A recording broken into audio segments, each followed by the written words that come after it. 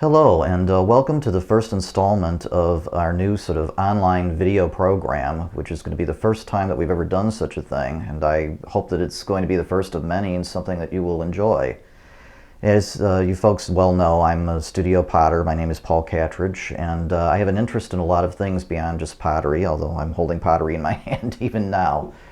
My background is as an art historian, and I've been blessed to be around all sorts of wonderful art that influence what I do and inspire me in many ways.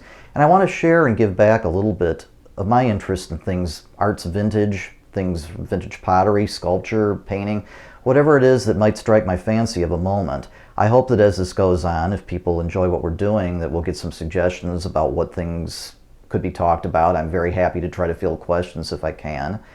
And for our debut sort of little episode, I'd like to talk a little bit about one of my very favorite artists in ceramics, and somebody I think is very under-recognized considering their contribution to the field, an American gentleman by the name of Hugh Cornwall Robertson.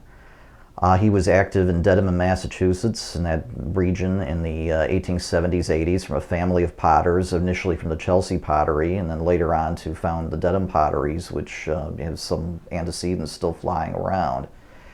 It's funny that it's very sad that he hasn't been really well documented in the historical literature. There's never been a full-scale book written about him, and there really should be. The Dedham Historical Society in Massachusetts has a wonderful collection of his work, and the very generous and beautifully newly installed Ellison Collection of ceramics at the Metropolitan Museum of Art in New York has a fine assortment of Dedham on display.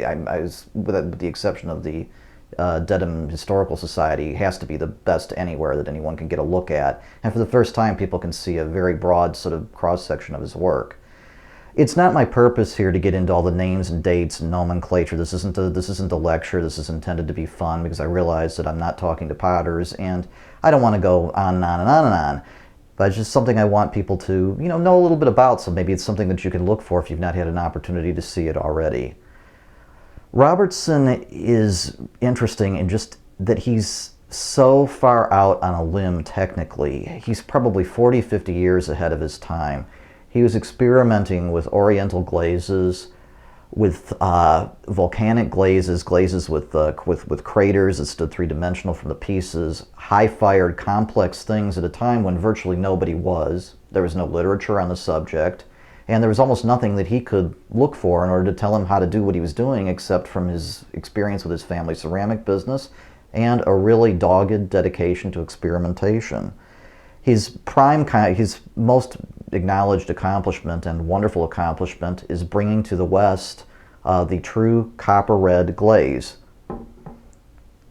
Beautiful, pure red, not even wine red, burgundy red, more apple red glaze that had not been seen except in the Far East for centuries.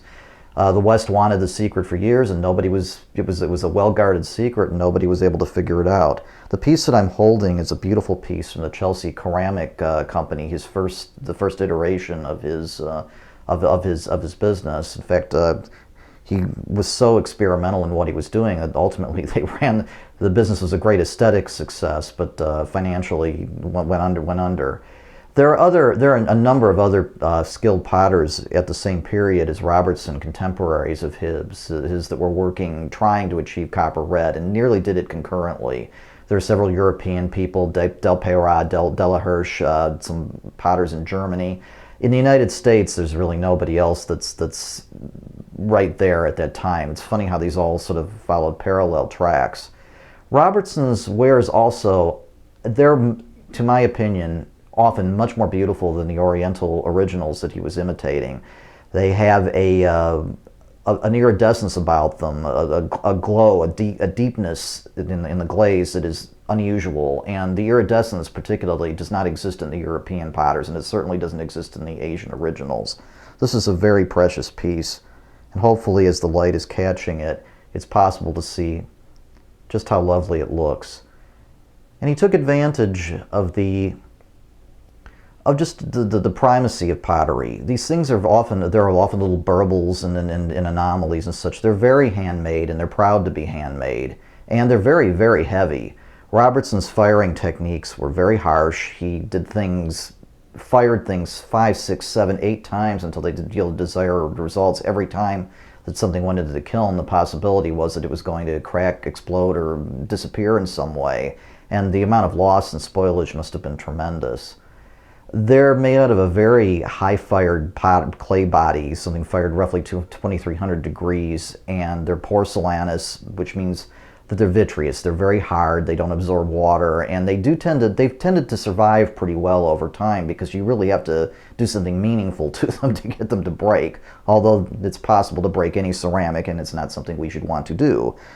But going out a little further on a limb, here's another piece. As he reestablished himself at the Dedham Potteries, he was trying all sorts of very innovative glazes. I don't have an example of one of his crater glazes, but the glazes literally, I mean, they have craters on them. They look like the surface of the moon, and they often have touches of iridescence. There will be pictures available in some of the references. I would look to one of David Rago's many wonderful books on the subjects of American arts and crafts, or Ralph and Terry Covell's American Art Pottery book, which is also a wonderful source of photographs. But here's a piece where there are just little touches of iridescence on this sort of odd sort of jade olive green. It's meant to look like an apple sort of changing hues as it's ripening. It's very beautiful and very primary. They're so avant-garde for their time that at the time contemporary critics were quite harsh about Robertson. They knew that he was important, but I've seen them described as sort of... There was one contemporary critic in the 1880s or 90s referring to them as hideous agglomerations of luster and volcanism, and you know, so it took a while for people to catch up with them. Unfortunately, he sort of receded in awareness from people because his works have not been widely available to be seen. The work can be a little difficult because they are so, they're not as precious as something like Rookwood. They're not always so pretty, but once you sort of get the cue in your head, they're magical. Recently, one of the things that's inspired this to be the primary episode for our talks is I've recently become acquainted with a young man named William who through one of my other online lectures sort of developed a little interest in Robertson and acquired a piece, and we've been communicating back and forth. And I just thought it's wonderful that he gets it. They get the vibe. Once you get a chance to hold one and spend some time with it, there's something about them that just sort of grows on you, and they're almost like something from, I don't know, carved out of the side of a mountain. They have a naturalness to them, and considering how exceptionally old they are, I mean, they're well over 100 years now, and they're often another category from pottery being made contemporaneously with them. This big piece, which I'm privileged to have available to me, is another one where it's sort of a hybrid volcanic, which is a word I've in the past been told people I don't really care for because the word doesn't have a lot of meaning. It can mean flowing glaze, it can mean cratered glaze. What's interesting is the color hopefully can be picked up on our tape. The color of this is a green that's so dark as to almost be black. I've seen other pots from the same firing that were fired a little cooler, probably in a different place in the kiln, and they're covered with great craters and pockmarks. This is one that seemed to have melted a little more, and it was a sister pot to some of those. And it shows Robertson's great skill at manipulating the kiln in such a way as to get many different results out of the same firing. This is particularly beautiful glaze because it's so rich and so deep, and it looks literally like looking into a pond. You're looking through seaweed or seagrass. You can look down layer through layer through layer. When I've had it displayed, I have to put very strong light on it because there's a whole universe inside this pot, and that's what makes a good piece. The other characteristic of Robertson is I'm having just a handful of this to hold this piece.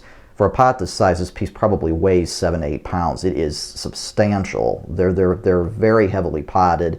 And Robertson's big interest was the glazes, and the pots were mechanisms by which he could exercise that, and so they weigh like lead.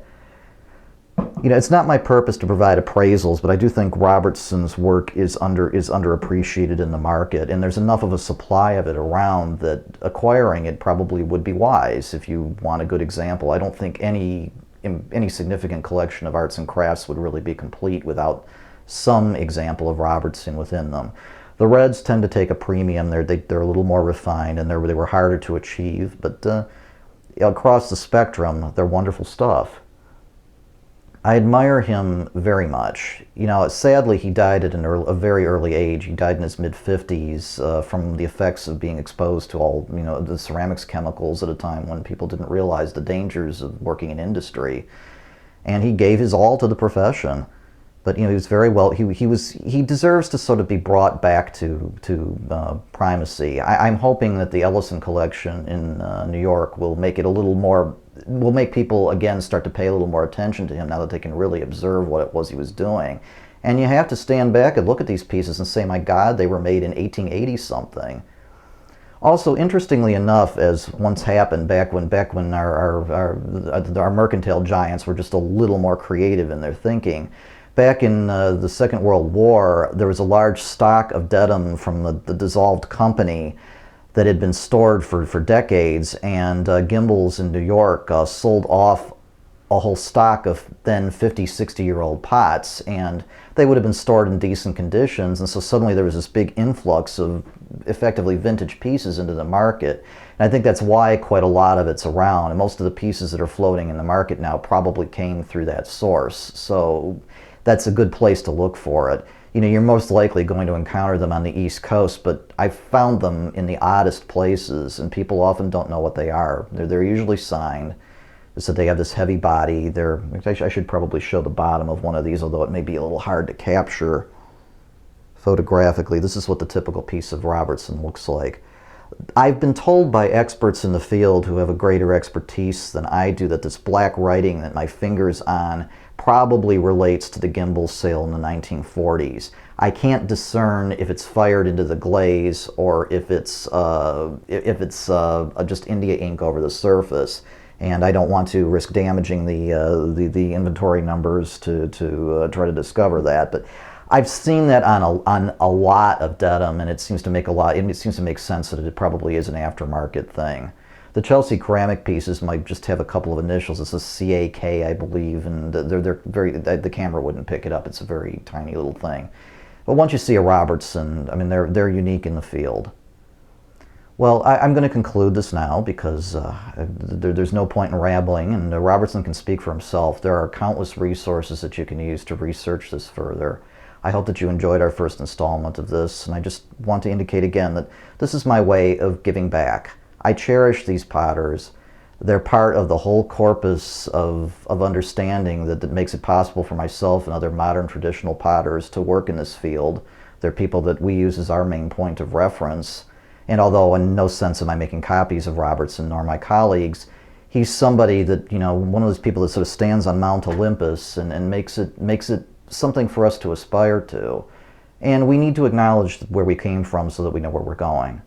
I hope that you'll have some comments or other things that you would like to share with us about this episode, and maybe other things that you could suggest going along, because again, I'm not going to confine myself to pottery. You'll be amazed how many little tangents we're going to run off on. Anything art related, antique related, historical in that field, I'm willing to try to put my fingers into if I've got something intelligent to say on the subject. So I hope you'll join us in the future. Thank you very much.